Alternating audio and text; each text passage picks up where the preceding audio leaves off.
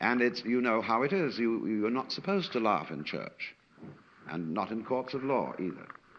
There are places where laughter makes people nervous because it's supposed to be a sign of disrespect. Now, it may not be so at all. Dante said that the song of the angels in paradise sounded like the laughter of the universe. But in church, especially any rather more serious kinds of church, laughing is very bad form. Why? Because if you look at the design of a Catholic church, you will notice that it is based upon the design of the courtroom of a king. And if you look at a Protestant church, you will see that it is based upon the design of a law court. Indeed, the Protestant minister wears exactly the same robes as an American judge. And all those pews and box-like stalls are the same you will find in the old-fashioned court with the witness box, jury box, and all that kind of thing. But you see, the original idea of the Christian church, these ancient Roman churches are called a basilica. That means the courtroom of a king, the throne room. The altar is the throne of God. Now, in a courtroom, the king is very nervous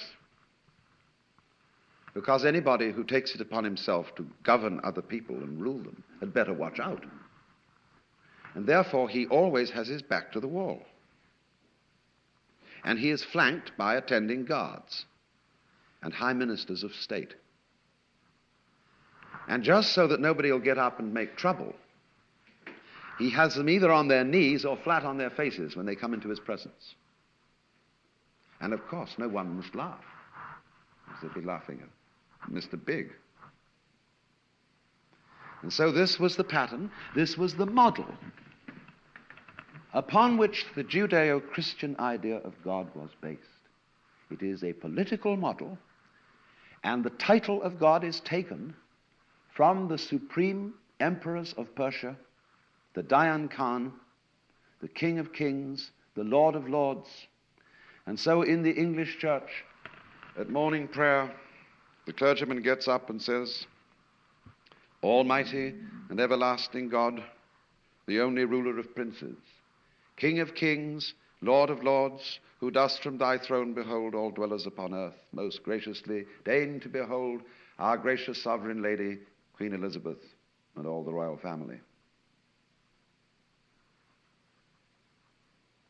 That's the picture. And the metaphor, you may not believe, literally, that God sits on a throne, or even has a body to put on one, or that he wears a crown, or that he has a beard. But the image colors your feeling about the character of God. And imagery is much more powerful than intellectual concepts. You may know, it says in the prayer book, that God is a spirit without body parts or passions, omnipresent to all places, eternal through all time. And therefore one thinks, as Haeckel does, of a gaseous vertebrate. Or else of an enormously diffused sea of luminous jello, filling all time and space. Everybody uses images.